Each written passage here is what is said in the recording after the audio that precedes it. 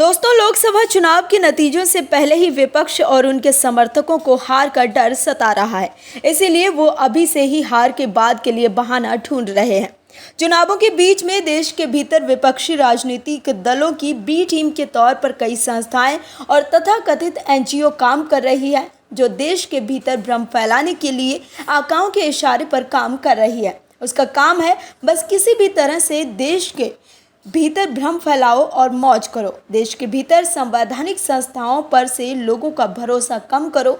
ये एनजीओ कई तरह के भ्रम पैदा करते हैं और कहती है कि देश की संवैधानिक संस्थाओं को चोट पहुंचाने का काम करती है, लेकिन देश की सर्वोच्च अदालत समझ चुकी है कि इस तरह के एनजीओ क्या कर रहे हैं।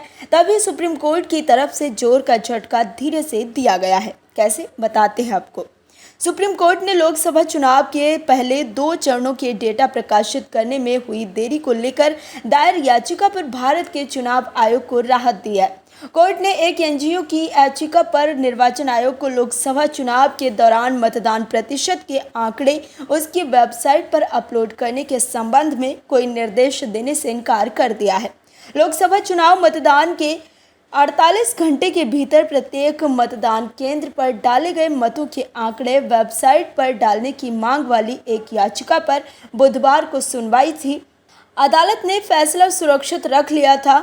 चुनाव आयोग ने अपने हलफनामे में कोर्ट से कहा कि इस प्रकार के आंकड़े पूरी तरह से सार्वजनिक करने से चुनावी प्रक्रिया को नुकसान होगा।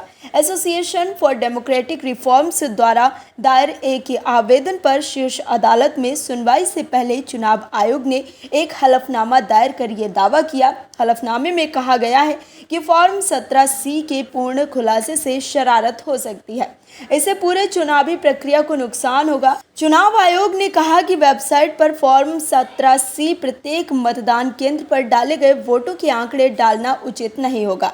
चुनाव आयोग ने यह भी दावा किया कि पहले 2 चरणों में अंतिम मतदान के आंकड़े में 5 से 6% की वृद्धि के संबंध में लगाए गए आरोप भ्रामक और निराधार थे। आयोग ने यह भी कहा कि चुनाव के अंतिम 2 चरणों में प्रक्रिया बदलना चुनाव प्रक्रिया में हस्तक्षेप होगा और ये संविधान के अनुच्छेद 329B चुनाव याचिका को छोड़कर संसद या विधानसभा के किसी भी चुनाव पर सवाल नहीं उठाया जाना चाहिए के तहत होगा। उच्चतम न्यायालय से चुनाव आयोग ने यह भी कहा कि उम्मीदवार या उसके एजेंट के अलावा किसी अन्य व्यक्ति को फॉर्म 17C प्रदान करने का कोई कानूनी आदेश नहीं है। याचिका में कहा गया है कि याचिकाकर्ता चुनाव अवधि के बीच में एक आवेदन दायर करके एक अधिकार बनाने की कोशिश कर रहा है, जबकि कानून में ऐसा कुछ नहीं है। याचिका में यह भी तर्क दिया गया कि मतदान केंद्र के पास फॉर्म 17C अपलोड करने के लिए कोई साधन नहीं है। तो देखा आपने कि कैसे सुप्रीम कोर्ट ने इस मुद्दे पर भी विपक्ष को बोलने लायक नहीं छोड़ा है। Bureau report, OMH news. और भी वीडियोस देखने के लिए चैनल को सब्सक्राइब करें और बेल आइकन को दबाएं।